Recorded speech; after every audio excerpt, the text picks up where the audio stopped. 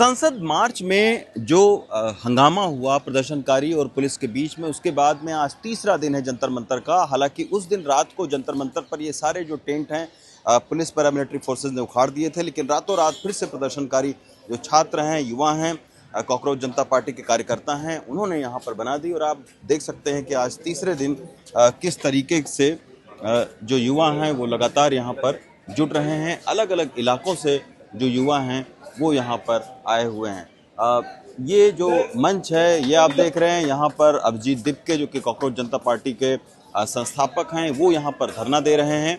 और अभी तक कल भी हमने देखा था कि राहुल गांधी ने प्रधानमंत्री आवास के बाहर प्रदर्शन किया था, उसके बाद उनको लेकर जाया गया। अभी तक सरकार और कॉकरोच जनता पार्टी के बीच में कोई बातचीत जो है वो उस तरीके से नहीं चल रही है। हालांकि जिस दिन संसद मार्च था उस दिन 10 मिनट की बातचीत जरूर सरकार के साथ में हुई थी, लेकिन उसके बावजूद गतिरोध बना रहा।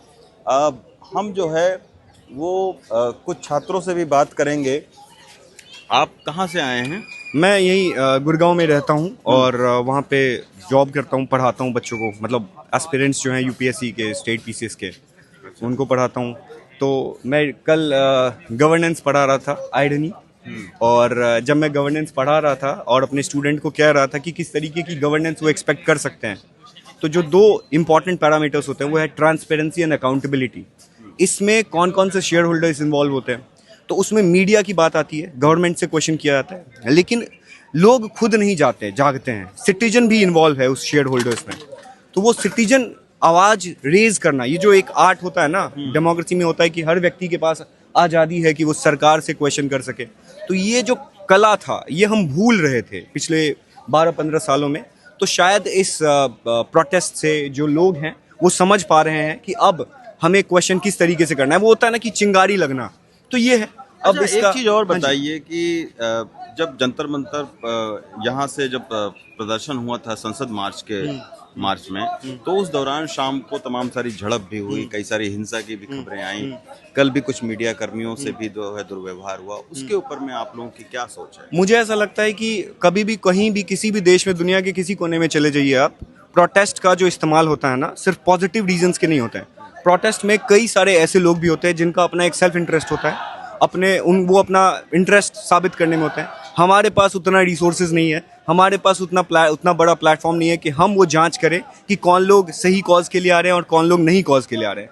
तो अल्टीमेटली ये मीडिया के ऊपर है, ये लोगों के ऊपर में है कि प्रोटेस्ट का पॉजिटिव पॉइंट्स वो कितना दिखा रहे हैं एंड नेगेटिव पॉइंट्स कितना दिखा रहे हैं। अल्टीमेटली प्रोटेस्ट क्यों हो रहा है, इसके ऊपर तो बात ज्यादा होनी चाहिए। मतलब कारण क्या है एग्जैक्टली। और कुछ प्रॉब्लम्स, लूप होल्स तो हर एक प्रोटेस्ट में होता है। आप देख लीजिए ना, जैसे पोर्चुगीज या किसी एक दूसरे देश में किसी एक महिला के साथ कुछ ऐसा प्रॉब्लम हुआ और उस महिला की वजह से वहाँ की जो हेल्थ मिनिस्ट्री थी उन्होंने कुछ घंटों के अंदर में रिजाइन दे दिया। बट हम यहाँ पे 23 से 24 दिन से यहाँ पर हम रोज रट लगाए हुए बैठे हैं। 24 दिन में 20वें दिन से 22वें दिन के बीच में हमें जेपी नड्डा जी के द्वारा बताया गया कि आप लोग आइए बात करेंगे। कहाँ थी सरकार 20 दिन से?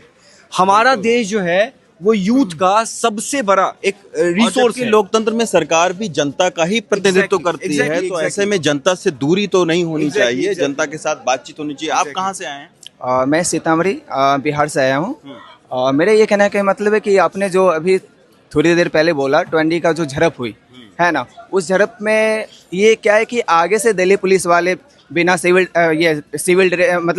ड्रेस के थे, और वो जो लाठी चार्ज किए है ना, वो तो इतनी बुरी तरह से बच्चे को पीटे हैं कि मैं प्रोटेस्ट में नहीं आ रहा था, लेकिन वो 20 तारीख का जो वीडियो देखा ना, मैं खून खौल गया कि ये क्या हो रहा है हमारे साथ।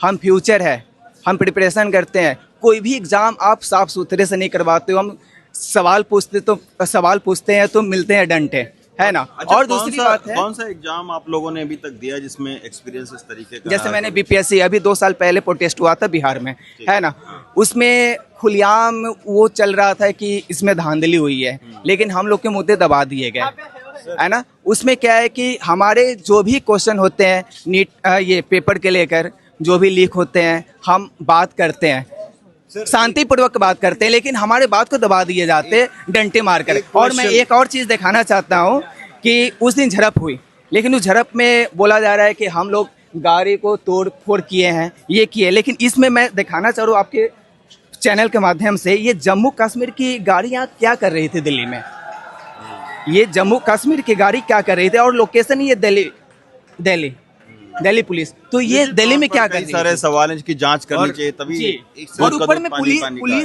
पुलिस लिखी भी हुई है गाड़ी के ऊपर। सर 2 लाइन मैं कहना चाहूँगा कि कोई भी जो सरकार आती है, जैसे बीजेपी आई थी तो उन्होंने यूपीए के प्रॉब्लम्स को गिनाया, हम लोगों ने उनके ऊपर में ट्रस्ट जताया और वो सरकार में आई। आज से 20 से 25 साल पहले भी पेपर लीक होते थे, आज भी पेपर लीक हो रहा है। तो वो कौन सा इम्प्रूवमेंट है जो सरकार ने सिस्टम के अंदर में किया है? यानी मैकेनिज्म आप नहीं बना पाए, जबकि समस्या पुरानी है, कोई नया हल आप नहीं खोज पाए। कोई हल नहीं। हमने पीएम किसान किया, हमने डीबीटी स्कीम जो ऑनलाइन पेमेंट के थ्रू किया, सब तरह से हमने गवर्नेंस को बेटर करने की कोशिश की। लेकिन एजुकेशन में हम अगर बात करें तो हमारे पास कोई एक सिस्टम में स्ट्रक्चरल चेंज नहीं आ रहा है। तो ये एक बहुत सही बड़ी बात है। कुछ और लोगों से बात करेंगे। आप कहाँ से आए हैं? जी हम प्रयागराज से हैं। अच्छा, तो कोई एग्जाम ऐसा दिया है जिसके अनुभव के आधार पर आप यहाँ? नीट एस्पिरेंट हैं, तो नीट का मुद्दा ही लेकर यहाँ पर आए हैं। पिछले कई वर्षों में 5 वर्षों में लगभग 4 से 5 बार नीट का पेपर लीक हो चुका है। अभी हाल फिलहाल में हुआ पेपर लीक तो हुआ ही, पर उसकी स्ट्रेस की वजह से 20 से 25 लोग जो मरे, उनका जिम्मेदार कौन होगा? यही मुद्दा है कि उनको न्याय मिले, आगे की शिक्षा व्यवस्था अच्छी रहे, इसकी रिस्पॉन्सिबिलिटी सरकार ले, एक जिम्मेदारी दे कि आगे ऐसी समस्याएं नहीं होंगी। आप बताइए, प्रयागराज से, बिहार से, गुरुग्राम से, ग्रेटर नोएडा से, दिल्ली से तमाम सारे ऐसे युवा हैं जो यहाँ पर मौजूद हैं, और ज़्यादातर युवाओं की यही शिकायत है कि सरकार परीक्षाओं में एक ऐसी पारदर्शी व्यवस्था नहीं बना पा रही है जिसके चलते इस लीक को रोका जाए और छात्रों का भरोसा जो है वो दोबारा वापस पाया जाए। तो निश्चित तौर पर संसद मार्च के बाद तीसरा दिन है, कुछ ऐसी तस्वीरें आईं, उसकी भी जांच होनी चाहिए। लेकिन अभी फ़िलहाल देखना होगा आज कि क्या सरकार के साथ में कॉकरोच जनता पार्टी की कोई बातचीत होती है या नहीं, ये गतिरोध टूटता है या नहीं। दिल्ली से मोमिन के साथ रवीश रंजन शुक्ला, एनडीटीवी इंडिया।